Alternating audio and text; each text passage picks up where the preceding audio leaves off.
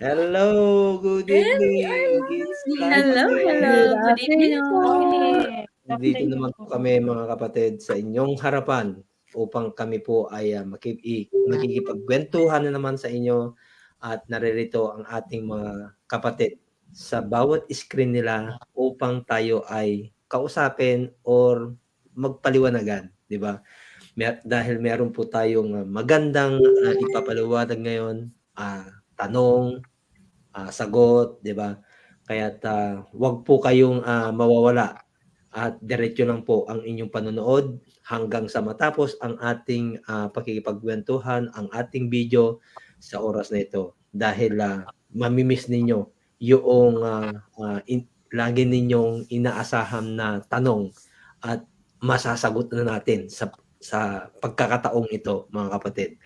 At ito po ang inyong lingkod, si Noel Tamayo po, nakatira po dito sa Friendly, Manitoba, Canada, originally from the North, Ilocania, Cagayan Valley, at nandito na po sa Canada ngayon habang ako ay nagtatrabaho sa rent-a-car industry na pinatatakbo ang aking digital business. Okay? So salamat po at tawagin po natin si Ate Ligaya. Magandang gabi po sa inyong lahat, magandang tanghali at magandang umaga naman sa Asia, sa Pilipinas, sa buong dako po ng Asia.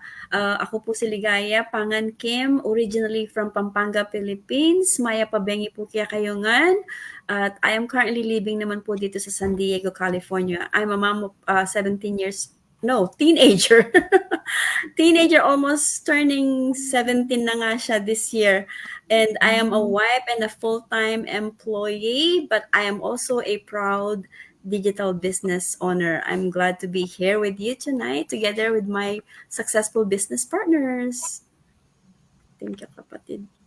Hello, good afternoon, good evening, good morning everyone. Kung saan man kayong sulok ng mundo, nakikinig sa aming live for today.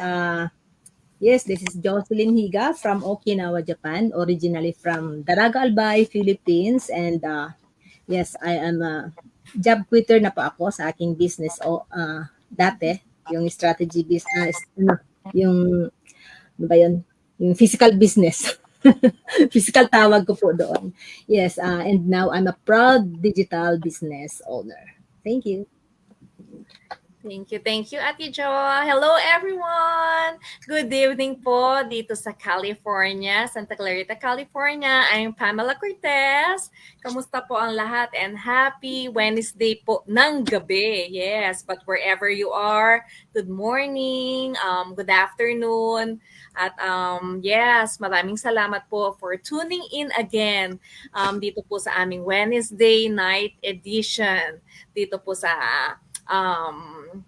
aming mga screen ay we are so glad na nagkasama-sama po kaming mga business partners, and we are also glad na makasama po muli kayo dito sa aming live talk po. Yes, and again, I'm Pamela Cortez. I'm a wife, a mom to beautiful twins.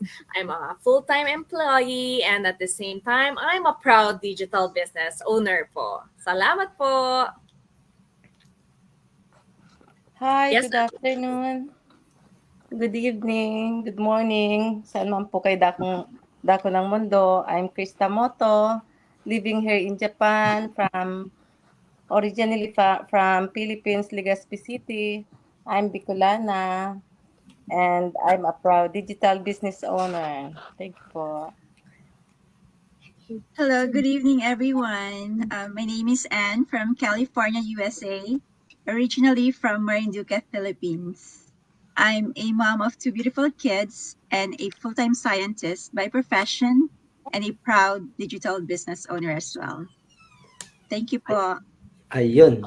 Nakita niyo mga kapatid, ang gaganda ng mga introduction namin, di ba?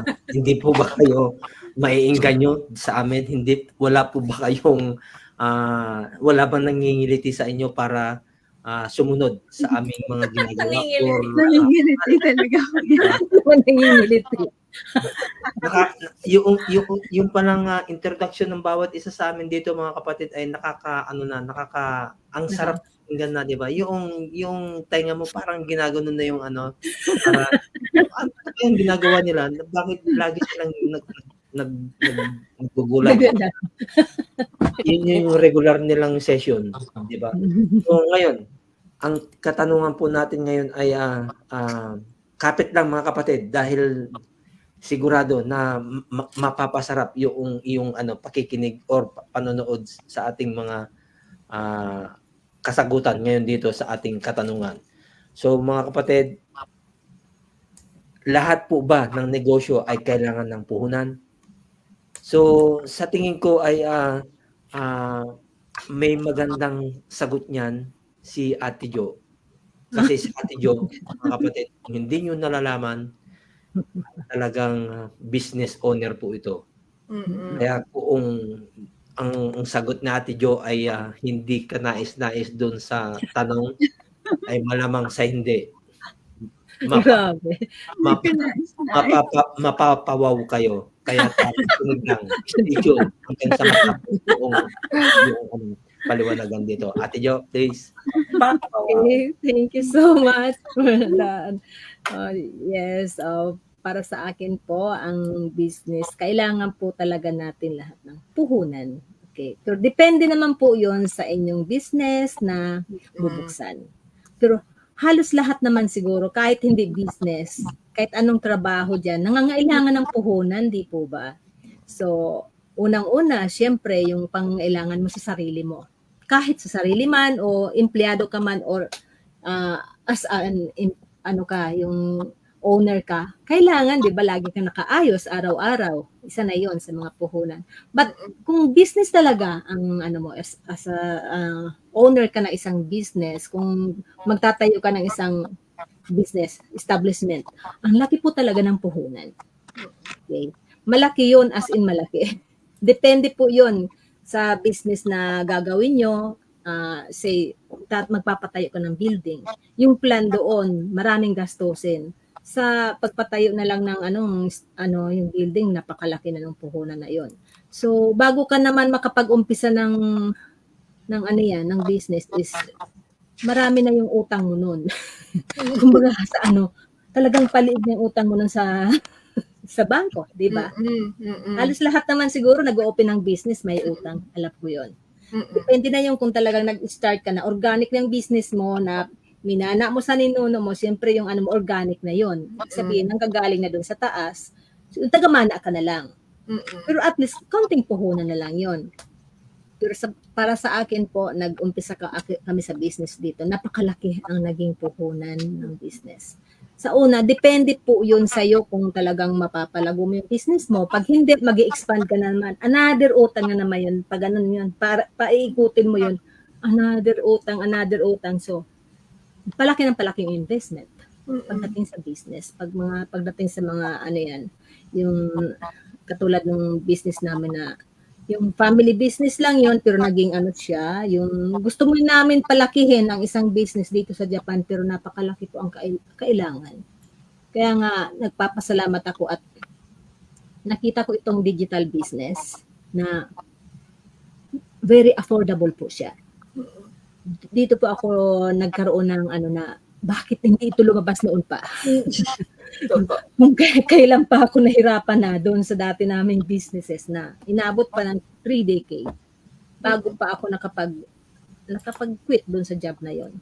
Talagang sobra na muna yung hirap ng dinanas. Siyempre yung marami na yung puhunan na spent mo sa sa business. Yung masakit ba sa loob na minsan gusto mo nang i-give up, hindi mo kayang i-give up dahil sa marami kang kailangan asikasuhin everyday, yung bills mo, umaandar yun, lahat. So, pagdating dito sa digital business nung nai-open namin dito is sobra pong affordable. Hindi po hindi po biro yung niya na akala nila basta business, hindi nila kaya, malaki yan. Hindi, para sa akin, ganito lang siya. Sa pera. Dahil lahat naman kailangan mo dito, di ba? Siyempre, kailangan mo ng laptop. Kailangan mo ng cellphone. Ordinary lang naman gumagamit ng cellphone, di ba? Lahat tayo gumagamit ng mga gadget. So ano pa bang ano yan? Pwede mo naman gamitin yung ano mo, yung gadget mo sa mga dito sa ano natin, sa business.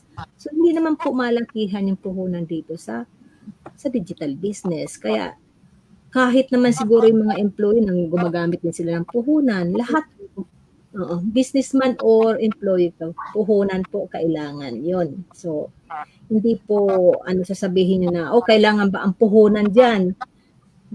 Siguro yung question na yun mahirap naman siguro sagutin na lang. Well, alam naman natin lahat na kailangan ng puhunan, di po ba? Kahit na Yes. ano lang, mag-aano ka lang diyan yung siguro yung magtitinda-tinda ka lang yan ng mga yung maliliit lang na puhunan yun. Mas malaki pa nga ang puhunan nun kaysa dito sa atin, di po ba? Yung mga nagtitinda, mga online, ganon na binibenta nila yung online nila yung mga jewelries, yung mga clothes, kahit pa yan mga ano ba yun, yung second hand, malaki ang puhunan pa rin doon. Mas malaki kaysa dito sa ano natin. Dito nga ang sarap mag ano ka, may gadget ka lang, okay na, pwede mo siyang i-start, di po ba? So yun po ang masasabi ko sa ano, lahat ng business ay may puhunan kahit hindi business to. Thank you. Thank you po. Ate. So, nakita niyo mga kapatid, una pa lang yun, si Ate Jo ang sumagot doon. Si Ate Jo ay talagang dating business owner yan. Pero sabi nga niya na lahat ng business, kahit na ikaw ay empleyado o kahit na ano, basta ikaw ay nabubuhay, kailangan mong magpuhunan. Di ba? So, pakinggan naman natin ang kasagutan ni Ate Pam kung ano masasabi niya doon sa business niya ngayon. Narinig po natin, di ba, si Ate Jo ay expert na yan sa kanyang traditional business. So, napakaganda ng kanyang paliwanag about sa puhunan, di ba po, based sa kanyang na-experience sa kanyang traditional business, miski sa marami po siyang na share about sa pagpupuhunan, di ba? Kahit po, di ba, para sa akin po, starting a business talaga is a yes, certainly, na kailangan natin mamuhunan, kung ano pong tawagin natin, mamuhunan, puhunan, capital, investment, yes, isa lang po yan, di ba po? Talagang mangangapital ka, mamumuhunan ka, mag-i-invest ka or kung gusto mong mag-business. Pero syempre po, depende rin kung anong klaseng negosyo ang papasukin mo, kung anong klaseng business ang papasukin mo. So, iba't iba ang amount ng mga puhunan natin. So, tama po yun. Depende kung gaano kalaking halaga ang ilalagay natin. So, whether it's a service, mamumuhunan ka, whether it's a pagtitinda, syempre, mamimili ka ng products mo, yung mga ititinda mo.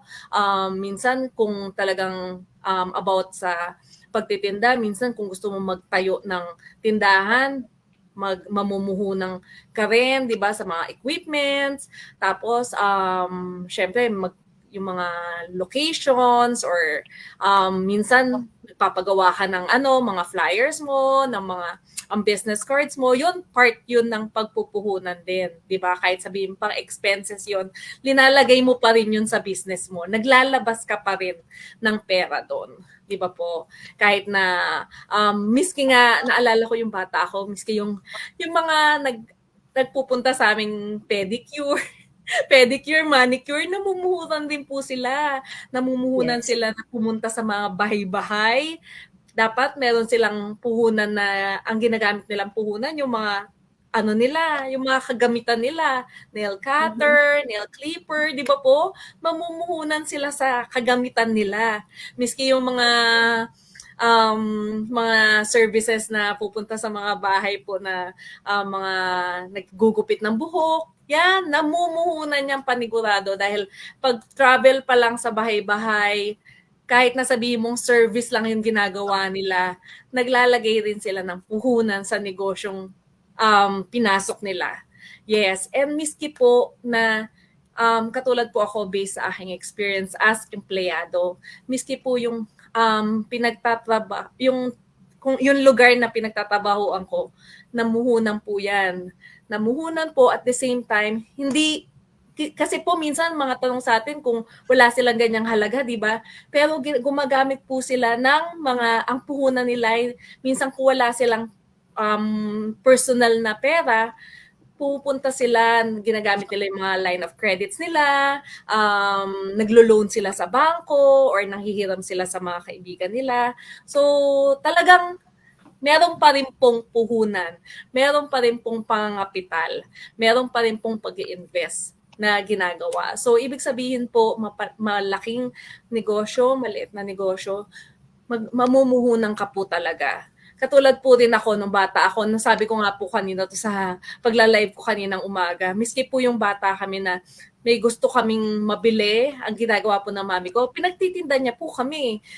Kung ano pong pwedeng itinda, dadalhin po namin sa eskwelahan para magtinda. Pero hindi po ako yung namuhunan, pero yung namuhunan po yung mami ko. Pero may puhunan pa rin yun na inilagay dun sa paninda dahil nag-invest pa rin yung mami ko para may maitinda kami. So, sobrang basic lang po yung aking sharing. Pero lahat po talaga, mamumuhunan ka talaga. Maliit, malaking negosyo, 'di ba po? Miski sabihin mong mga nagtitinda sa mga nagtitinda ng mga tinapa, for sure po 'yan, namumuhunan 'yan, nagtitinda ng may nangangariton, namumuhunan din po sila. So, para po sa akin, yes. Kailangan po ng puhunan sa pagnenegosyo. Yun. Narinig nyo na mga kapatid yung sagot doon sa tanong natin na kung kailangan bang mamuhunan kapag magnegosyo. Siyempre naman, di ba? So, basahin natin ang isang sagot ng ating isang viewers natin. 1 million. Meron po tayong 1 million na viewers. 2 million. Pero ito yung kanyang sagot. Yes, we do need puhunan. Majority of legal businesses need a startup cost. 'Di ba? Kahit ano naman talaga yung yung gagawin mong negosyo, talagang mamumuhunan ka talaga. Hindi ka pwedeng walang puhunan kapag yung ikaw ay magnenegosyo. Kaya pakinggan natin naman ang kasagutan ni Ate Ann. Hello po. For me naman po, yes. It's a big yes. Either maliit yan or malaking negosyo, talagang kailangan mong mamuhunan. For me, walang negosyo na walang puhunan. Kaya, sorry to say, but sometimes I see business offers online and then they're claiming na walang puhunan. I don't buy that. I mean, hindi ako naniniwala na walang puhunan. Somehow, may puhunan pa rin. Siguro, initially, wala. Pero, later on, lalabas din na may puhunan pa rin. You know? Diba? Kahit like you said at si Spam, kahit yung mga nagtitinda lang sa palengke, like yung mga tinapa or yung nangangariton, like you said, syempre may puhunan din sila kahit papano. So, lahat talaga ng legal businesses, may puhunan yan. Kahit maliit na tindahan lang yan or yung mga barong-barong na may tindahan. Diba? Yung sa mga barong. Meron pa rin puhunan yan. So, yeah, hindi ako naniniwala may business na walang puhunan. Diba? Even if you're a student, diba? Mamumuhunan ka rin. Kumbaga, you invest your time.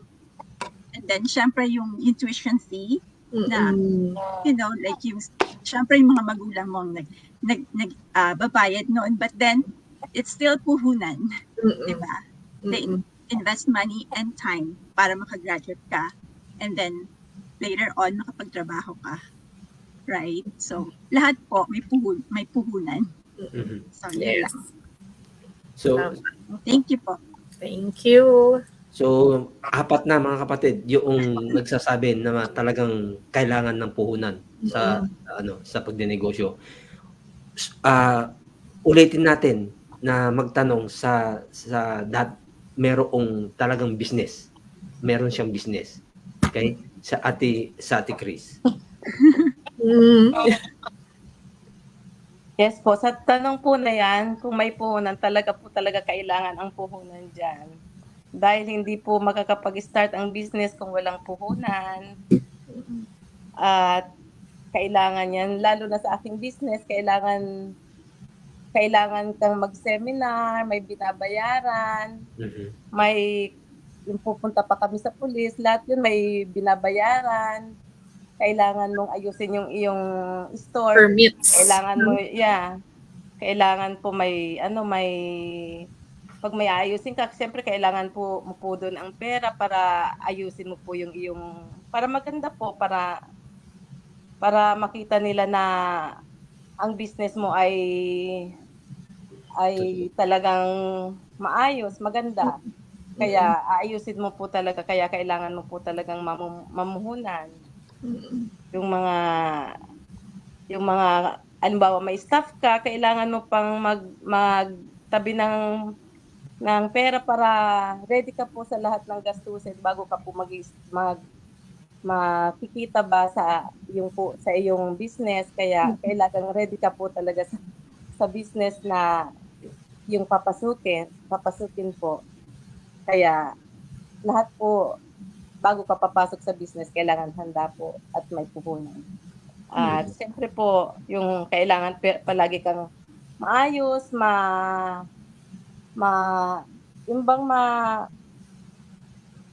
nakikita nila na alaga mo talaga ang iyong business para pupunta po sila sa iyo dahil nakikita po nila na buhay na buhay ang iyong business. Kaya kailangan mag-effort ka rin sa iyong sarili, magbibili ka ng magagandang damit, magpapaganda ka pa rin. Kaya kailangan po talaga ang puhunan, ang pera para sa business po. Kaya nagpapasalamat po ako dito sa online business dahil halos lahat na po nandito na ready na po lahat. Kaya lahat ng yung system niya, konti na lang ang gagawin natin, konting trabaho na lang dahil yung system niya mismo ang nag-ayos na po ng business natin. Kaya sobra po ako nagpapasalamat dito sa ngayon. Thank you po. Salamat po, Ate Chris. Thank you po. Kaya ang panghuli natin na tatanungin kung paano niya pinatatakbo yung business ng kanyang amo. Napayaman Tayo po ba lahat dito nagda-drive? Nagda-drive. Yes. Aalis po ba yung ating mga sasakyan kung walang gas? Ano Hindi po po. mangyayari sa atin? Yung mga right off, yun di po ba? Diba? Mamumuhunan pa rin tayo, pupunta pa rin tayo sa gasolinahan, di ba? Magpapagas. So, mamumuhunan pa rin tayo. So, puhunan is about investment. It's, kagaya sabi ni Pame, it's a capital. Kailangan mo siyang kumbaga, mag-boost ka ng something to be able to run it. Diba? So, maganda po yung may mindset tayo. Pero kung nakaupo lang tayo, hindi tayo mag-invest, anong mangyayari sa atin? May gift nga tayo, hindi naman natin gagamitin. Anong mangyayari? Wala po, diba? So, hindi lahat ng puhunan, of course, mag-uumpisa po talaga sa pera, sa investment. Pero, meron pong ibang, yung kapamaraanan ng ibang puhunan kagaya ng oras. Yung ginagawa natin ngayon, we're investing our time to establish our business para makita ng audience na yes, this is visible. It's legit, and lahat po tayo nagpapakita dito. This is another form of investment, yung time. Yung kaalaman po natin, yung kasanayan, yung connection, at yung marami po tayong mapagkukuhanan, pero majority of this, yung pinaka-importante is yung investment sa pera, sa talagang sangkap po talaga ng ating pagninegosyo ay ang mamuhunan ng kapital. Kasi kung wala po tayong kung hindi tayo willing mag-invest, ano pong ibibless ng Panginoon sa atin kung wala naman siyang another form, kung wala siyang form of ways of blessing us. Kasi sabi nga po dun sa sabi niya, what you lay your hands upon shall prosper. Kumbaga, God will only bless what the work of our hands will do. But if we will not invest anything in it, hindi tayo willing na magbigay ng share o portion na para mapag-umpisahan natin, kagaya ng pagtitinda ni Pame, kung hindi nag-invest yung nanay niya, anong maibebenta niya? Ano pong kikitain niya? Wala. 'Di ba? Yes. So, kung meron pong nagnenegosyo dito sa inyo na wala kayong ginagamit na puhunan, ipakita po ninyo sa amin. But Kasali kami. the best Yes. way, if Kasali we tayo. want to give, sabi nga, what you give, you will receive. 'Di ba? So, if we will not give any investment into this business na ating hinaharap sa ngayon, then we will barely receive. Kahit gusto tayong i-bless ng Panginoon, hindi babalik. There is nothing.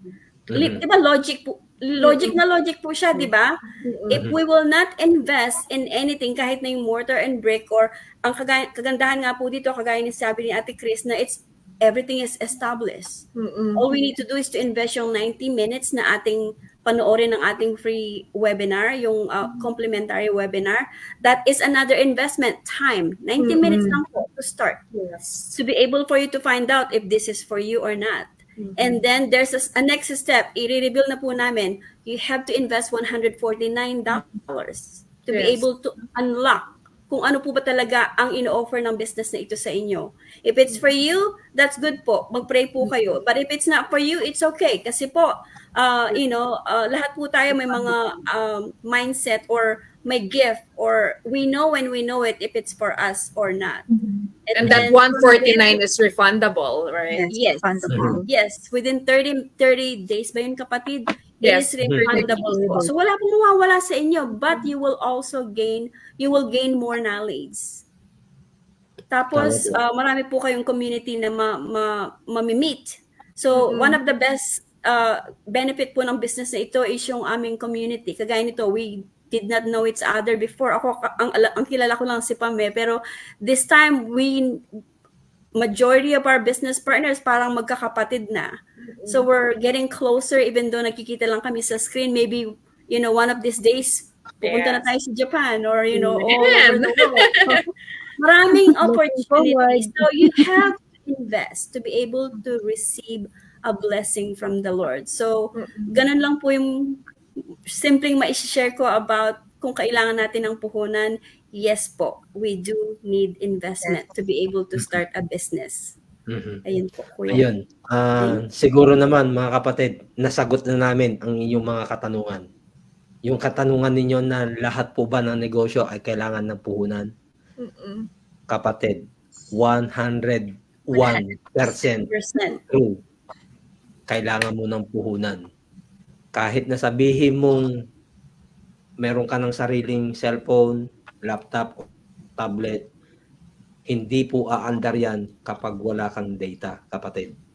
Hindi And for sure, kuya, dagdag ko lang, pati yung mga, di ba, yung mga nagre-reels, nagvo-vlog, di ba? Yes. Siguro naiisip nila, hindi sila namumuhunan. For Yes, sure, they do. namumuhunan sila. 100% yun, Di ba, kapatid. yung pambayad nila sa data or Oo. sa... Yes, Diba? that's true. Paano sila makapag-reels kapag yung kapag wala silang data, di ba? Hindi Yeah. hindi naman At babagsak saka lang minsan, internet, maganda yung minsan. location, kailangan Diba? maganda yung location. Kaya That's true. saan, gagastos talaga sila. Nagkasus pa rin sila. Yes. Yeah. Opo. So, At saka Yeah, yung lahat po pag-isip nila ng lahat po may concept, ano. diba? Oo. Yung concept na gagamitin nila for that specific reel, diba? Yeah. Siyempre, pag-iisipan nila yon, and then gagastos pa rin sila talaga Gagastos. para maganda yung maging result ng kanilang reel. Opo. So walang nagiging walang nagiging successful businessman kung walang puhunan, mga kapatid. Yan po yung ating intindihin, ilagay natin sa ating isipan na meron pala talaga lahat business na may puhunan, walang business na hindi namuhunan. Tama nga, kapatid. Ilagay mo sa isip mo yan na lahat yan, walang pinalalampas ang business na walang puhunan. Kung walang puhunan, na yung business na alam mo, sige, ipakita mo sa amin, siguro automatic nandiyan na kami. Dadagsain ka namin para sumali din kami diyan sa business na sinasabi mo na walang puhunan. Okay? So, meron pa ba tayong idadagdag mga kapatid bago tayo ating pagla-live? Idadagdag ko lang kuya sa mga narinig kong testimonial dito sa ating business. Marami-rami na akong narinig na nagsimula talaga sila ng they were broke. Katulad ako, I was broke when I started this business. Pero dahil nga gusto ko at nakita ko yung potential ng business, so anong ginawa ko? Nag-seek ako ng help through nag-loan, di ba po? And ganun din sa iba. Lagi narinig ko din sa kanila na dahil walang-wala rin sila, ganun din ang ginawa nila. They seek help para makapag-invest sila. And not only that, yung iba kasi sabi, wala akong trabaho, wala akong pera, pero lagi po tayong may mga paraan na pwede nating magawa para makapagsimula ng negosyo. Di ba po? So, kaya yung kasabihan nga natin, 'di ba? Kung gusto, may paraan. Kapag ayaw, ay huwag mo nang May gawin. dahilan. Ayun na lang yun, 'di ba? Kaya di ba, So, may risk talaga. Kahit ano. salamat po sa mga nanood sa ating live sa ngayon. Thank you so much. Kung gusto nyo pong malaman, ay i-reach out nyo lang ng isa sa amin dito. Nandito po kami na handang tumulong sa inyo. Handa po kaming i-guide namin kayo kung paano ninyo umpisahan ang inyong business through online digital business, mga kapatid. So, nandito lang kami. Nandiyan yung mga pangalan namin, yung website namin, nandiyan din. Mamili kayo kung kanino kayo malapit o kanino nyo gustong makipag-connect sa business na to. Available kami 24/7 kasi 24/7. yung automation system namin 24/7 din na nagtatrabaho sa amin kahit na nandoon kami sa aming matutulog man kami, magbabakasyon man kami, yung automation system namin ay nagtatrabaho talaga para sa amin. Okay? So, salamat po sa inyong lahat at sana po ay magkita-kita po tayo uli sa susunod na araw ng Sabado. Bye-bye for now. Bye-bye. Bye for now. God bless po. God bless everyone. Happy birthday, Ate Ligaya. Happy birthday, Ate Ligaya. Ligaya.